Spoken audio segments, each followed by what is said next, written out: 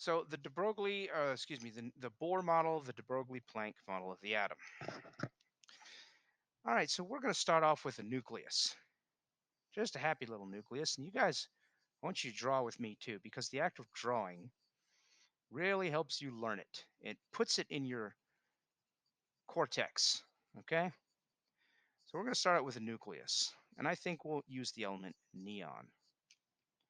Okay, because you guys have heard of neon trees and neon shoes and neon pants and neon shirts and neon.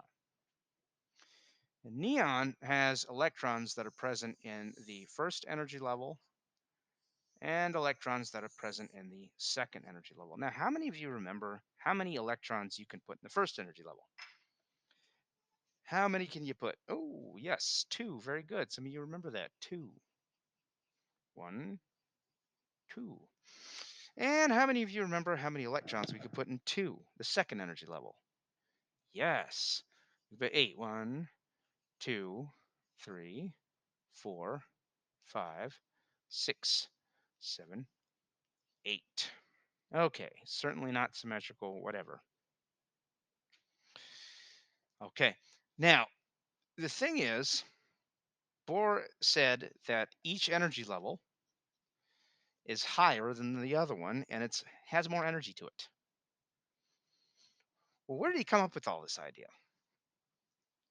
Where did he come up with all this idea? Okay, and the answer was by watching light. Watching light. What happens, what he noticed was the electrons do not always stay where they're sitting. They don't. Now, I don't mean like Schrodinger where they move around. What it means is they go to different energy levels. Hi, Whitney. So in this normal state, okay, in its normal state, we'll choose this little guy right here. In its normal state, the atom or the electrons are what's called a ground state, which means that they are just normal chilling in their spots and just doing what they normally do, okay, in the Bohr atom. Now, to teach about electrons, I'm going to use a basketball analogy. So I want you to draw your best basketball that you've ever drawn. The best basketball that you have ever in your life drawn. Okay? Wow, here's my basketball. That's a good basketball. That's a great basketball. So sitting on the ground, just like an electron, this basketball would be considered in the ground state. Now, you guys chat me how you're going to get the basketball to go up. How are you going to get the basketball to bounce? How do you do it? How do you make a basketball bounce? How do you make a basketball go up? How do you bounce it? How do you do it? Hmm? You supply it with what? Nobody knows how a basketball works? Nobody? Okay, force. All right, you apply a force, which requires, okay, friction. You apply a force which requires what? Energy. So you slam the ball into the ground, which creates potential energy, and then it uses its kinetic energy to bounce. Okay? And it bounces up in the air. And now, when it bounces up in the air, it's in something called an excited state. Okay?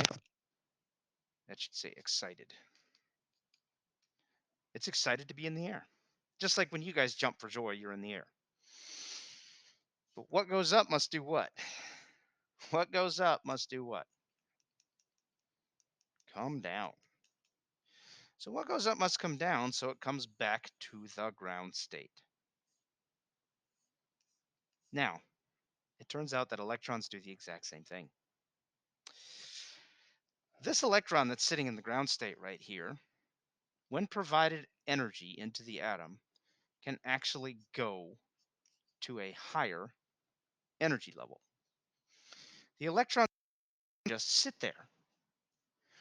They go up. When they go up to this energy level up here, They're in what state? What state is that? What state is that little red electron in now? It's in the excited state. It's excited to be up there. But what goes up must do what? Come down. And that electron falls back down to the ground state. So, how does this all happen? Exactly like the basketball. What you do is you add energy. It can be kinetic energy, it can be potential energy, it can be electrical energy. We'll use electrical energy, volts, into the atom, okay? And it goes from a ground state to an excited state, so it absorbs the energy. Okay? So this would be doing the absorbing the energy. Okay? Now, when it falls back down, then what you have is energy emission.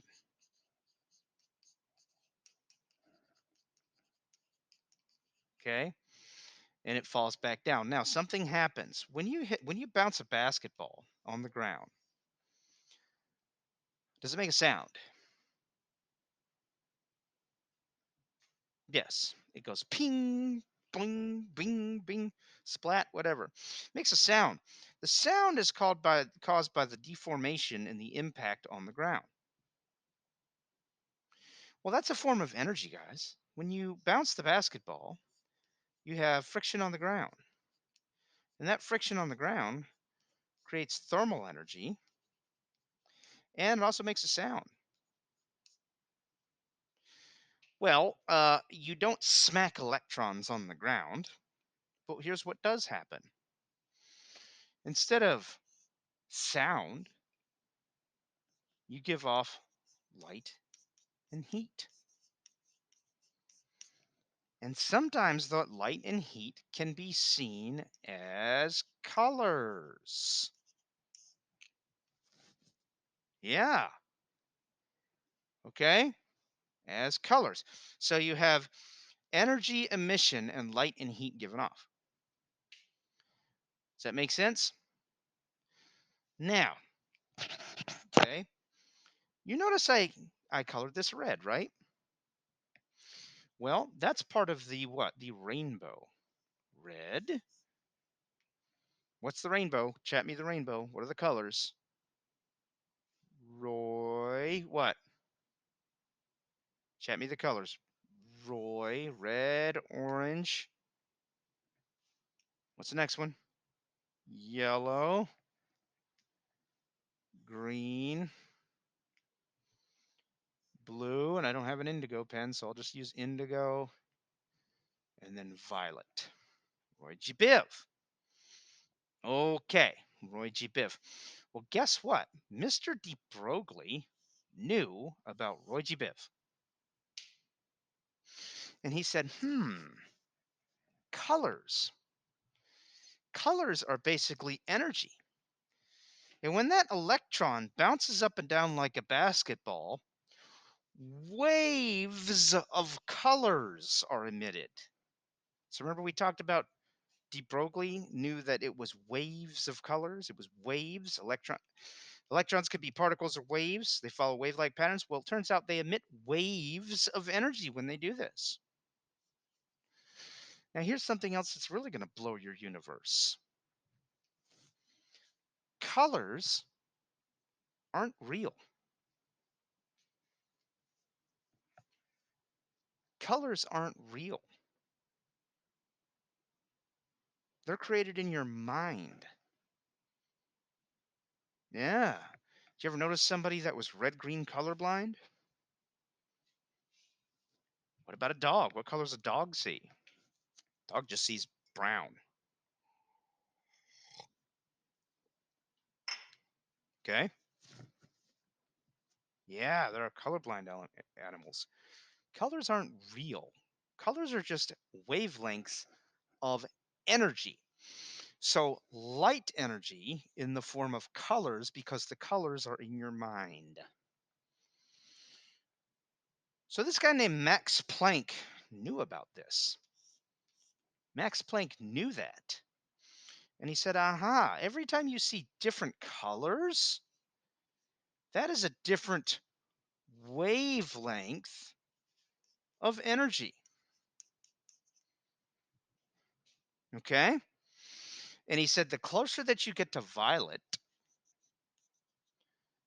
the more energy that wave has. And he said, aha, I got it. I got it. Energy, I'll write it up here. Energy, E, equals the frequency of the wave, okay, times Planck's constant, H.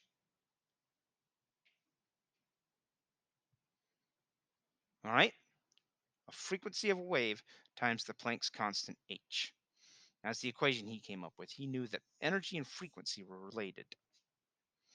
So if you see an atom that emits red color, okay, does red wavelengths, if something is red, if something is glowing red, is it high energy or low energy?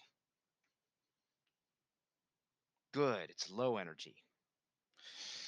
What if then this electron right here, okay, this one over here, went way out here and did the same thing, just like the basketball, when excited and went all the way back down here to ground? Would that be low energy or high energy? That would be high energy. What color would it make? Blue. What about this electron?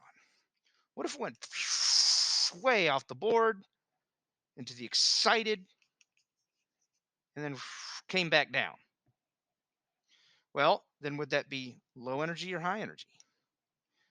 Would that be low energy or high energy? That'd be super high energy. Okay. And that would emit a violet light.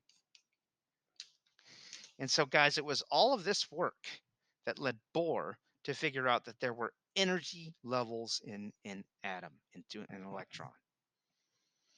Broglie, knowing about the wave, energy is waves. Max Planck, knowing about energy and wavelengths.